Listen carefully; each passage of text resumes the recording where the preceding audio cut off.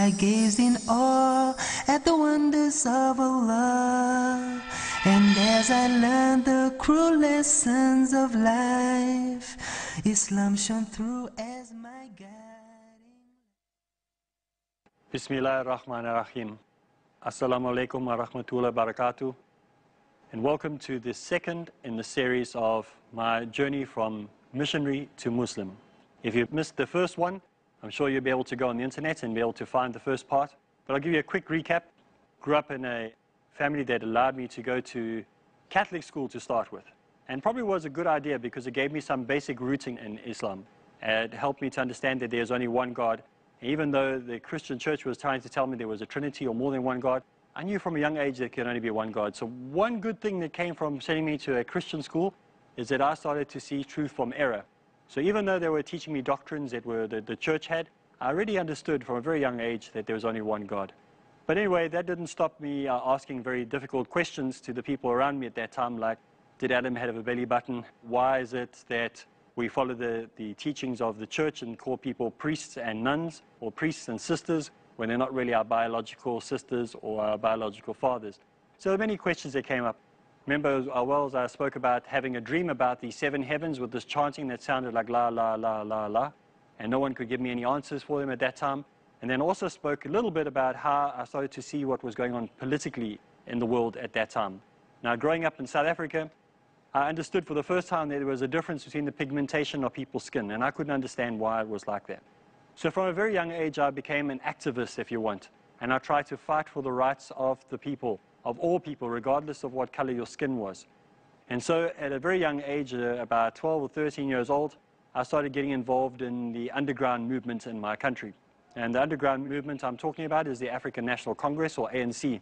I became a member of the South African Communist Party at a very young age, even though I was a Christian, and began to see that there was a need for people to do something about what was happening in our country. And so from a very young age, I was labeled as a leftist, and people used to say, you know, you forgot your own culture, you don't know what your culture is. And I used to say to people, but if my culture goes against the beliefs that I believe, then my culture has to lose out. So then my culture has to lose out. And so wherever there's a conflict between what my beliefs were and what my culture said, my culture had to give way for the truth of the belief. And so I find that truth even till today, but we'll keep that for a later stage. But what is important that I learned at this young age is that every human being was created by God, and God does not make mistakes. So if God wanted me to be born into a Greek family, I would have been born into a Greek family. If he wanted me to be born into a Jewish family, I would have been born into a Jewish family. If he wanted me to be born into an Italian family, I would have been born into an Italian family. So I understood as well, this is the second lesson I learned very, very young, was that everything is in the control and in the hands of God. God has everything. Everything is preordained. Everything is predestined. And many people are afraid of this word predestined, but all that means is that there is a great plan, a master plan for your life. It doesn't mean that because you were born a Hindu, that you remained a Hindu your whole life. This is where you started. This is your starting block. This is what was given to you. However, you need to progress. You need to move further. One of the greatest lessons in life is to know that you need to search for the truth, and that the truth will set you free. Where you look for the truth may be the problem. You see, some of us look for truth in the wrong places. But let me get back to the topic at hand, and I'll bring that in, Sha Allah, later in the series. So, politically, I started to have a look at what was going on. And because I saw what was going on politically in my country, and the atrocities and the unbalance and the injustice, I started to find a problem, the same thing happening within the churches. For example, the church I went to was only for white people, and only white people were permitted to enter the church. And so I thought, how can you preach from the Bible that says that everybody is one brother and we're all created from one God, and then have prejudice or racism because of somebody's pigmentation of their skin? And so I felt a calling to try and find a right way of teaching people what the Bible said. And so I started reading more about the Bible. But at this point, I wouldn't call myself a practicing Christian. All I would say at this point in my life is I found religion interesting. And I found that I enjoyed the rituals and the activities that were involved in the church, but not to an extent that I would call myself actually a Christian. I wasn't a person who really followed the Bible. I just found it interesting. So what happened by the time I was 13 years old, I was away on holiday at one of the coastal towns in my country, which is beautiful. We have a beautiful coastline, and I learned to surf from a very, very young age. So I'm one of those guys with the with a surfboard under his arm, and they're running along the beach looking for a perfect wave. That was me. And so at the age of 13, I used to spend a lot of time in the water. And one of my very close friends, him and I used to go down surfing in the afternoons, and one day we finished up very late. We finished up at about 3 or 4 or maybe even 5 o'clock in the evening from surfing. And as we came onto the shore, we heard these people playing guitars and singing. And they were sitting in a circle. So he went up and we were like, "What are you guys doing?" And they said, no, they're one family that had come down to the coast, and they were Christians, and they were just singing some praises to God. Now, this was very interesting to me because I'd never heard anyone use the word praises to God in a sentence. See, in the church that I came from, we were very, very strict and very, very traditional. And so I listened to these people, and they said, well, you can come sit with us. They're having a barbecue on the beach, a braai, as we call it in our country. And they were cooking meat, and they gave us some food to eat, and they gave us something to drink, and we were talking and discussing things. And they said, you know what you need in your life? And we said, what? They said, you need to become a Christian. You need to have Jesus in your life. So I said to them, but I do have Jesus in my life. And they said, no, you need to make a commitment. You have to say these few words. And if you say these few words, then you'll be guaranteed a ticket into heaven. No matter what you do in the future, no matter what you've done in the past, no matter what you've done in the present, it will make no difference. Because if you say these few words, you'll have a ticket that will guarantee you citizenship in heaven one day. And I thought, wow, the church that I come from, the Catholic Church, if I died without saying a confession to the priest, I'm going to go to hell, because that's what the priest told me. Here I've got a nice, easy way out. All I have to do is say these few words, and I'm guaranteed no matter what I do in the past, no matter what I do in the present, no matter what I do in the future, my sins are forgiven, and I have absolutely no problem. I have a guaranteed place in heaven. So I thought, wow, this is cool. So I said, yeah, sign me up. Oh, give me the pen. I got my pen here. Let's sign the contract, and I'm quite happy to go. And so I did. So when I went back to my family and I said to them, guess what happened? I've just been guaranteed a place in heaven. What do you think their reaction was? Their reaction was, what? You've been speaking to these insane born-again Christian people. And they were very upset about it. My parents were upset. My father was upset. My mother was upset. In fact, the whole family went out, and I'm sure if we were in America at the time, they probably would have had torches, and they would have had picks, and they'd be running down to set these people on fire. But it is South Africa, so we don't do things as extreme as that. And so when they eventually found these people on the beach, they said to them, how can you do this to our child and put these nonsense ideas into his head? And, what do you think you're doing? And so they apologized, and they said, well, we're just doing what they believed they were told to do. But there was something about this that really attracted me. And so when I went back to our city where we came from, I asked my parents if I could go on a spiritual journey. I said to them, I wanted to have a look at other religions, because it was the first time I had come across any other religion outside of the Catholic Church. And so I started my spiritual journey. But my parents said there was one condition. I had to take a chaperone with me. Somebody had to come with me to make sure that I wasn't brainwashed like I had been the first time with these guys on the beach playing their guitars. So the first church I went to was a very interesting church, and this was the total opposite to the Catholic Church.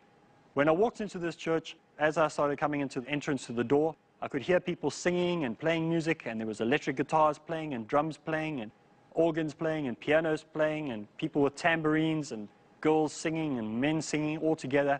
Oh, wow, this is like a Christian discotheque. I thought this is going to be fun. They're going to have all sorts of fun in this place. When we walked in, I saw these people swaying backwards and forwards and jumping around and speaking in languages, which I later found out to be tongues, which is supposedly a spiritual language that only certain people in the world can receive. And so I thought, wow, this is very interesting. But I didn't really get attracted by the music, strangely enough. I didn't really get attracted by the sounds of all the different instruments playing, but I did get attracted by who was standing on the stage. Whoa, there on the stage with these girls, all these young girls, half-naked girls, with these shorts on and these open tops. And I thought, wow, this is a church. You go to church and you get all these things to see. And I didn't realize at that time that this was actually a distraction. This would actually pull you away from what you should be doing. And so I went to the church. I thought, wow, this is a good reason to go to church if this is what I'm going to see in the church. And strangely, somewhere along the line, I think Allah knew that my intention was wrong. And so He put this inside of me to stay away from this church. And so I never went back to that church again. And my brother asked me, who was 5 years older than me, why don't you want to go back to the church? And I said, I don't know. Something inside of me tells me not to go back there. And I think it was the distractions from all these young girls and the mixing of all the people together. So I continued going each week to a different church, from one church to the next. Either this one was too conservative, or the other church there was too much happening, or this one had too much music, or this one had too many people scantily dressed. Whatever the reason was, I went from church to church. And this went on for a good part of a year. So after this voyage that I went on and on looking for places to find a home in, somewhere that I'd say, well, this is going to be my new spiritual haven, this is going to be my church, I came across a group of people that were going to go on a camp soon. Somebody through my school said, listen, their church is going to have a camp, and they're going away for 2 weeks in the December holidays. Now in South Africa, our longest school holidays are in December because it's our summer. And December is our summer, and it's really, really hot. So they give us off like almost a month, or maybe a month and a half we have off from school. So we went on this church camp. And on this church camp, they had little courses, and you could learn to do abseiling, you could do whitewater rafting, you could do all sorts of activities, but they also had lessons. And every night you had to go to this chapel. The chapel was open, or this church was open from about 3 o'clock in the afternoon, and you were there until about 5:30, and they had a lesson or teaching. And the one day I was sitting in this church, and this church was beautiful. It was made of, the whole church was made of glass. So you could see everything that was happening on the outside. And in the front of the church where the priest stood, there was a backdrop of a beautiful river flowing. And it had these willow trees that hung over the river.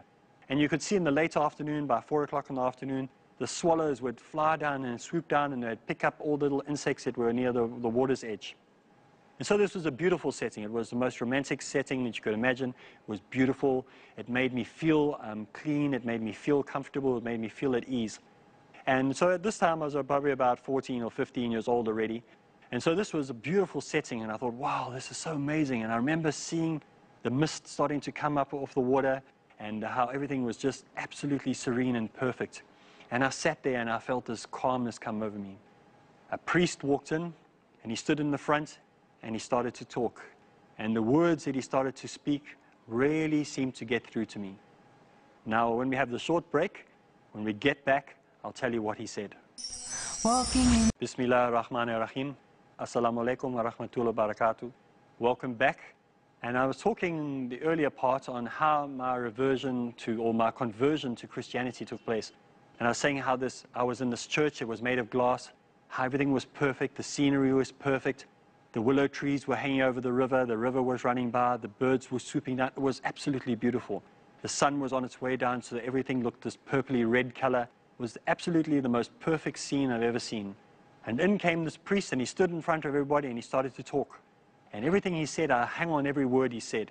And he said, if you were to die today, and he was talking to everybody that was there, if you had to die today, and God were to say to you, why should I let you into my heaven, what would you say? And so I thought about what I would say. And the priest turned to me and he said to me, what would you say, boy? What would you say? And I said, well, I would say that I try to do good, and I try to do what is right, and I hope that all my good actions overwork my bad actions and all the bad things that I did. And he said that wouldn't be enough. No guarantee you would get into heaven, even if you did all the good deeds in the world, even if you never sinned once in your life, if you died without saying these magic words that I accept Jesus as my Lord and Savior, you're going to hell. And I thought, wow, that's a bit rough. And he said, no, that's the way it is. Anyway, I was caught up in the emotion, and I was caught up in the feeling, and I thought, well, this is probably the right thing to do. And so what I did is I stood up there and I said, yes, I want to become a Christian. Because I didn't want to go to hell. I knew from the beginning, from a little boy, I didn't want to go to hell. And I knew I wanted to go to heaven. That I knew from day one. So I became a Christian. And that day, I became a born-again Christian. And so there was no doubt in my mind that I wanted this. I had no doubt in my mind that I wanted to be a Christian. And so what happened is the priest said to me, listen, you need to read this book. And he gave me a Bible. And I started to read this book. And it was fascinating. I started in the book of Genesis, and I couldn't put it down. I just keep reading more and more and more. Really interesting book. You know what was fascinating about the Bible to me? It was one of the nicest storybooks I've ever read. And that's why I can see why it's such a bestseller.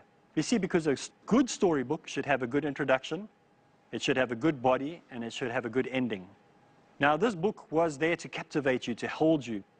Maybe there was problems that I had. Right in the beginning, I found there were inconsistencies, and there were errors, and there were problems. But as a storybook, very, very good. Fantastic stories. Stories about battles. Stories about fathers and sons turning on each other and killing each other. How mother and daughter turned on each other. How father slept with daughter. All these strange things. It was like watching Days of Our Lives or one of these soap operas that you watch on television. Or I read this book and it was fascinating. It was like an adventure story. But yes, the morals were a bit dubious, and yes, the stories were a bit strange, but it did captivate me, and I did read it. And then very soon I became the chairman of the Student Christian Association. And I used to start teaching people and lecture people about how to be a stronger Christian, how to be a better Christian.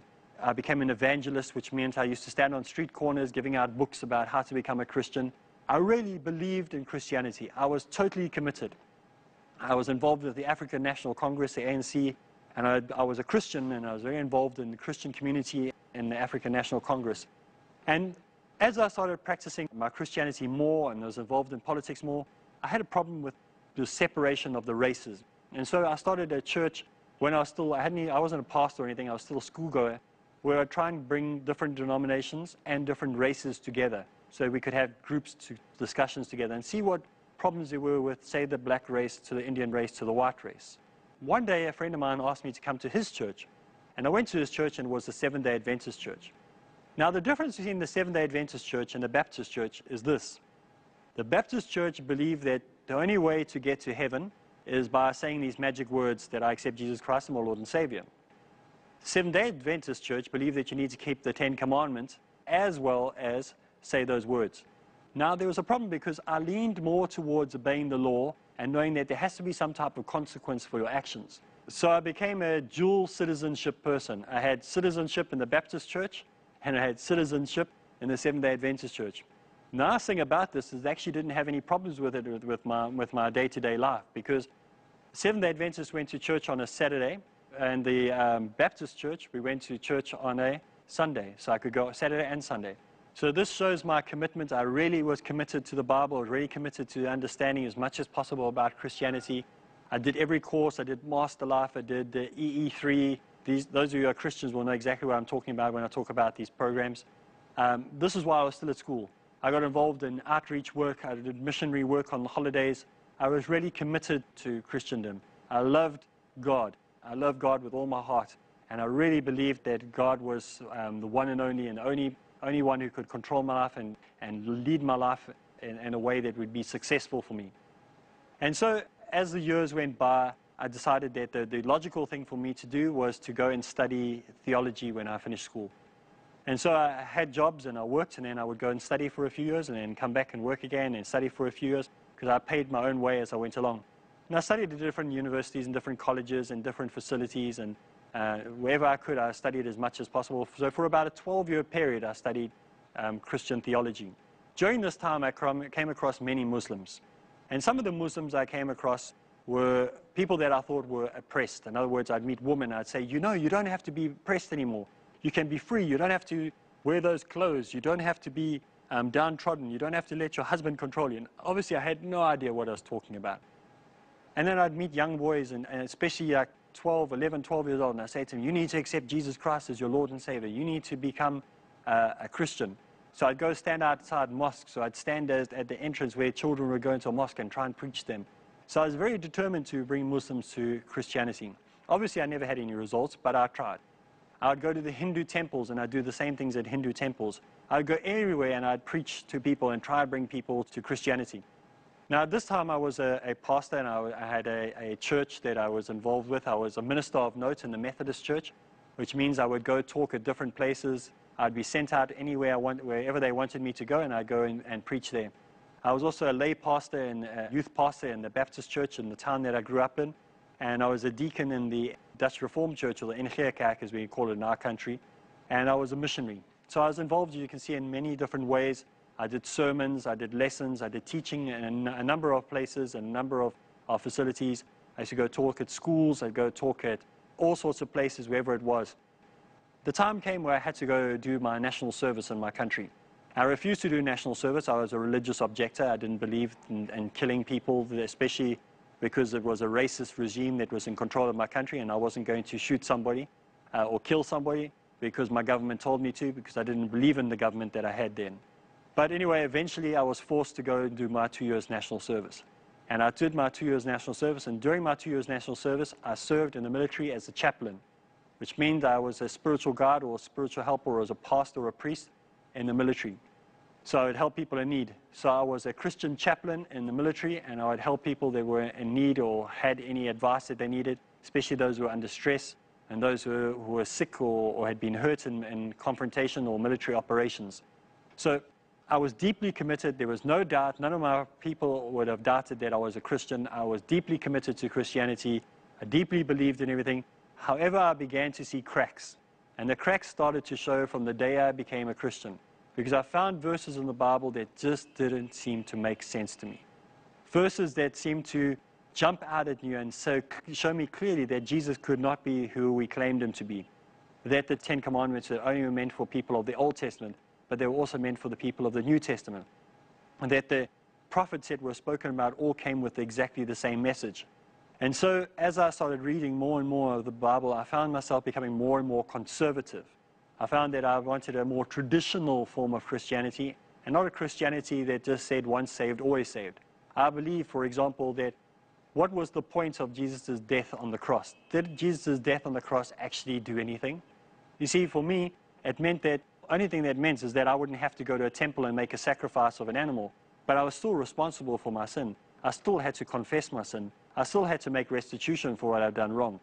So what was the point of Jesus' death on the cross? So the more I started looking into the Bible, the more problems I started to find. Like, why would Jesus need to die on the cross? What was the purpose? There was no purpose. You see, when you commit a sin, you're guilty of that sin. So no matter how much blood Jesus died for your sins for, you're still guilty for that sin. Somebody still has to pay the price. Now the Christian will say the price was paid by Christ. And so as I started looking deeper and deeper into the Bible, the more I discovered that many of these doctrines are doctrines that could not possibly be. One day, as I got further and further into my studies and became more and more dubious or doubted more and more what I found in the Bible, I was asked to do a sermon. And the sermon that I was given was on the topic of male-female relations. This was to be the sermon that would change my life forever. Because in preparation of the sermon, I was to find out what it really means to be a Christian and what it really means to be somebody who searches for the truth and lets the truth set him free. You see, for me, as I prepared this talk and as I started to prepare this sermon, it was going to change me and shake me to the very, very core. Now today, we have come to the end of this program and we don't have enough time to go into the next part, but inshallah, in the next part of this series, we're going to look at what was it that I had to prepare this talk on and what was it that shook me to my core of my foundation. What was it that changed me, that made me realize that I had to change, that made me realize that there was a need to find truth, an ultimate truth, not a truth that could be changed as the weeks and the days went by, but a truth that would hold true for years to come. That would be so strong that it would prevent me from going to the left or to the right, but keep me on the straight path, the middle path, the path of truth, the path of Islam. So inshallah, when we meet again, we'll get to the crucial part of this talk. So from me, Areeb Islam, Assalamu alaikum. I am a